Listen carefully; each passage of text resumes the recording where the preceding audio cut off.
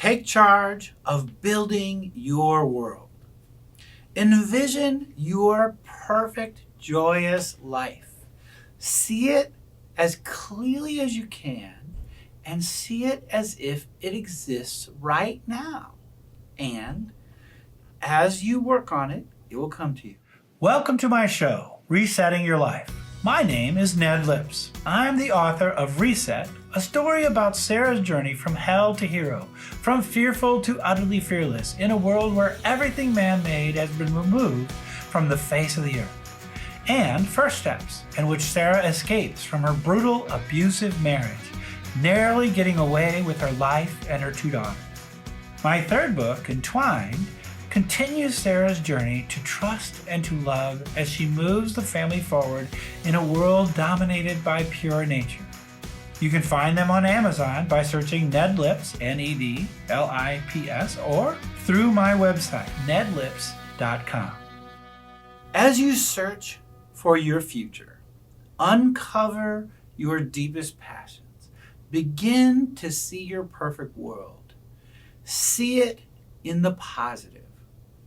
Your brain, your soul, and God, or the universal spirits, etc., they all work in harmony if you let them, if you're connected. When you're deeply involved and connected with all 3 aspects of yourself. When your soul knows something is right, your brain begins to see it using all of your senses. It's data gatherers. The universe begins to bring these things into your life, perhaps in dribs and drabs, but it all comes in time. What they both need is clarity from you, which takes time. But you should envision what you want in your life in the positive and in the present tense, as though it already exists right now. Your brain, and despite what anybody tells you, God or the universal spirits or whatever, are quite literal. And they are focused on nouns.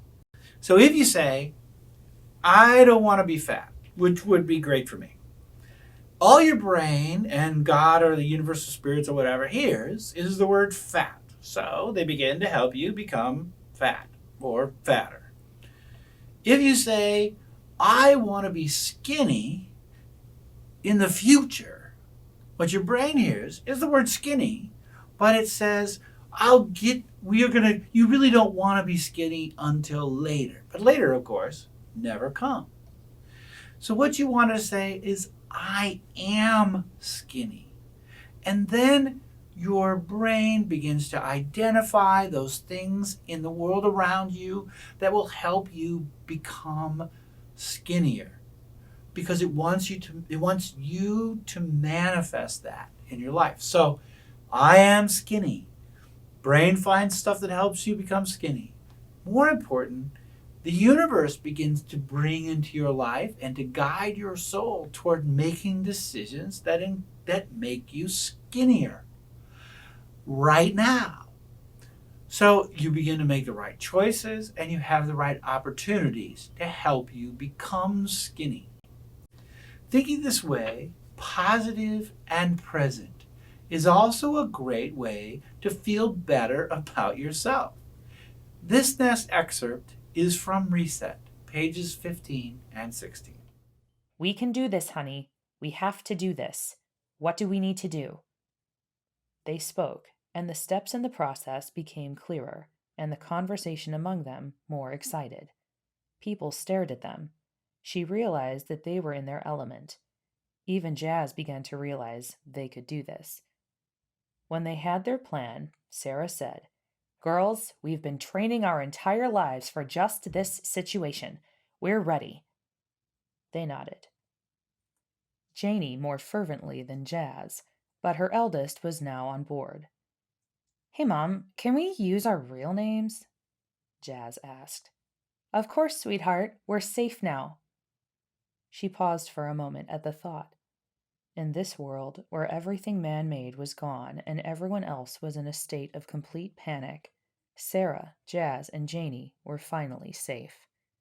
She released a long breath, gathered her girls in her arms, and smiled with a joy she had not felt in a very long time. We're safe. Our brains remember. Our past is stored in its memory banks. It cannot be erased, only dealt with. Its evolutionary goal is to protect you, or whether it might have been created if that's the way you see the world. But its goal is to protect you from harm. It will find out what we want, and it'll try and search for that. But it may not like the path that your soul wants your body and yourself to take. It may throw your past before your eyes and try to prevent you from doing what it believes is going to hurt you, but which you know in your heart of hearts is the right path for you. Listen, prepare yourself, get over whatever is preventing you or getting in your way, but have the courage, as Sarah does, to move forward. Despite her brutal past with him, Sarah sees her future in the positive and knows in her heart of hearts, despite all the warnings her logical brain is trying to give her, that saving the band of dying humans is the right thing to do. This is from Entwined, pages 137. Sarah spoke to the family about the rescue mission, assuring them that she was prepared to face Robert, that the family was ready to help these poor people, and that Tom was staying back to care for Janie and Jazz, and also so she would have the opportunity to deal with Robert alone. The family understood. She was thrilled that there'd been no emotion, no fear, not even hatred in her message to the family as she spoke about Robert. He was, in fact, just a man who might make trouble, like any of the others they were about to bring back here. But she was certain she was ready for him. She slept like a baby that night. Envision your perfect future. See it as though it exists right now, today. It may not be a long way away. It may be a long distance into the future. But either way, that's okay. Build it, grow it, increase the specificity, the detail, the way you feel about it, the people that you want to surround you. And if you are into that sort of thing, the stuff that you'll have as you move along. Whatever it is that will bring you joy, but see it as though you have it now. A couple of weeks ago, we talked about vision boards. We're going to talk about them again. Create what's called a vision board. Start with pictures and statements that reflect the world that you want for yourself. Change out the pictures as you improve what you want. Perhaps you want a particular kind of house, or you want to live in a particular kind of location. And as you gradually identify with more specificity what that should look like, change the pictures. Adjust the wording that you put on there. Adjust your goals as you accomplish them. Put some stretch goals out there, goals that you can't accomplish in the short term, but put some goals that you can do soon. I suggest that you prioritize things that are most important to your joy, put in the middle of your vision board, and work your way from the outside. But you should have sections on your vision board, different things relating to different parts of your life, all that flow into building you joy. Some people just write joy in the middle, or happiness, or whatever their end game is, and you could do that too. Feel how that feels when you look at that board, when you look at those pictures. Now let your mind find ways to make the things that you see on your board now, they're a real reality to you now because they're there. Then listen to your heart of hearts as it guides you along a path till finding those things. Sense where your deepest passions are. You may have more than one. This process will lead you to uncover your personal superpowers. They grow out of your deepest passions because you build them with these blocks. Your deepest passion is that which you want to do as often as you possibly can. You want to weave it into everything that you do. And you do, whether the other folks like it or not. It makes you happy. Your superpowers are the result of your passions, your visions, and those things that are valuable to you. But your superpowers are also valuable to the outside world. That's the difference between your passions and your superpowers. But we'll get to that. I have today with us Barbara Joyce. Barbara is a consultant and coach, and she helps people find their way in the world. So, Barbara, thank you very much for joining us. Tell us a little bit about your background, who you are, and the organization that you work with. Okay, great. Thanks, Ned, so much for having me here. I'm really happy to be here with you. I'm a consultant with Proctor Gallagher Institute, and many people know Bob Proctor from The Secret. And so I facilitate and coach his program. But who I actually work with is empowering women to really take back their life. Women who have maybe been through some upset, upheaval, maybe a divorce, or they just really haven't found their purpose in life, and help them find their voice and create the life that they really want instead of going on autopilot and living the life for everybody else that, many of us do. So that's what I do. So many of us find ourselves, because we've been trained to, really, following the path that other people have designed for us. Whether it's our mom or our dad, whether it's our pastor, whether it's our spouse that we had at some point, whether it's just our own fairy tale watching Cinderella or whatever. And we get ourselves in these ruts, and it's actually called that. I'm finding myself in a rut. We're stuck. People are stuck because a lot of people don't understand that we were programmed from the time we were born, right? And our conscious mind doesn't actually form till we're 7 years old. And by that time, we've already been programmed to have all these beliefs, desires, whatever. And a lot of depends on, the family that you're brought up in, what those, beliefs were, what those ideas are, and they're passed down generation to generation. So by the time we get to be 18 and we're making decisions about our own life, we don't even know that we're running on unconscious programs that are really other people's beliefs. So totally. And I know for me in my own life, I did that for 48 years. Wow. Until I found this information, and my life started transforming within 2 months of getting into the material. And so that's why I'm so passionate about it, because I literally chose my first profession, physical therapy, because my mom said, "Hey, I think you'd be a really great physical therapist." Okay, and I was kind of on autopilot my whole entire life, living somebody else's, ideas of who I should be. And I think many of us, I always say it's women, but I know I coach men too. And I know the men too have just lived their lives trying to please everybody else instead of getting inside their heart and finding out what they really desire. And that's where the magic begins, is finding out what you really want for you. And then guess what?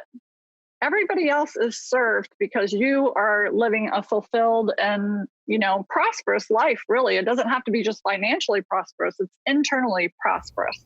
Joyous. Yes. Positive. Right. Free. Yes, absolutely. And so one of the hardest things for people is they have a good life.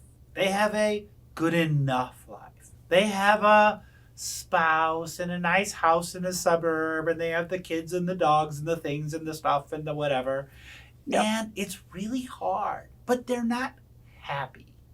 They're just going along. It is hard to take that step from goodness to joyous, wonderful. It really is. And I think that's why we see a lot of people who get into this material often get there through an upset in their life, something that kind of makes them realize that they're in a box, right? Because what happens is we have been brought up with these unconscious patterns, and we have put ourselves in a box.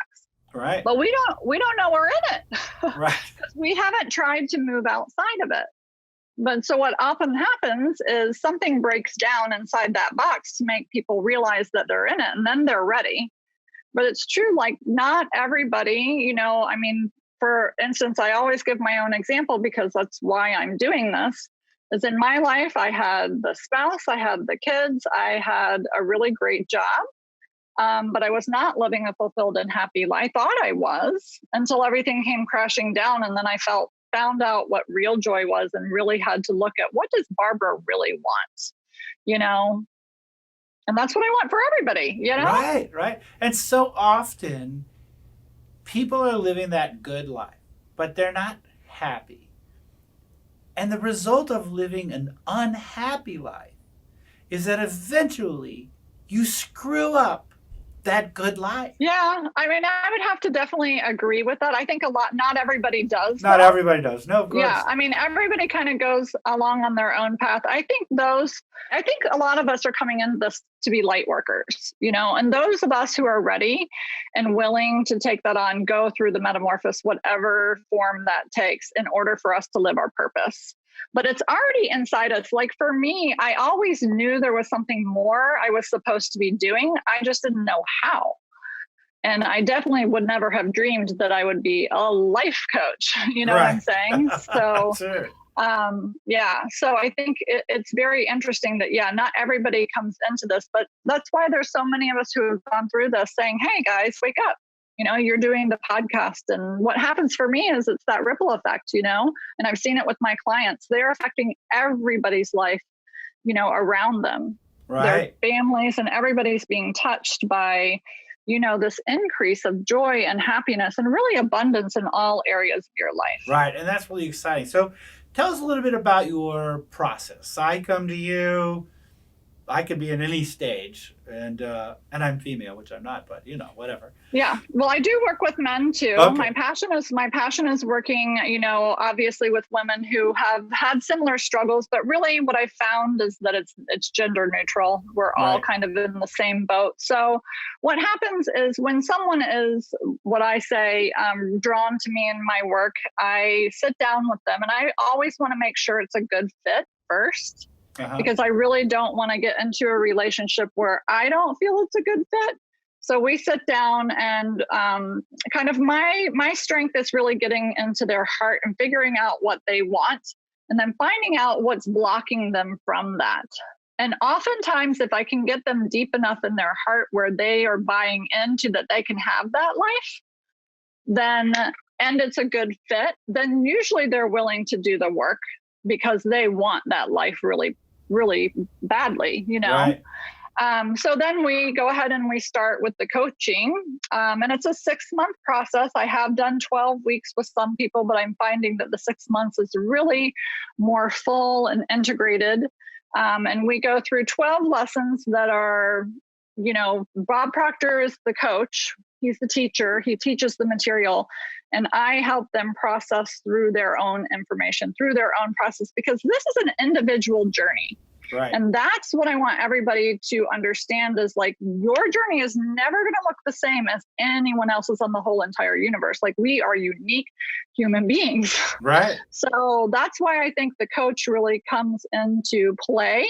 And that's why I think a lot of people who are doing the shelf help, you know, the books and everything else, they're not getting the full manifestation, for lack of a better word, of their true desires, because they don't have the accountability, which is, I think, 95% of, you know, what allows them to believe and reprogram their subconscious mind, is that accountability is saying, and just saying, hey, you know, yeah, this is the way. You're on the right track.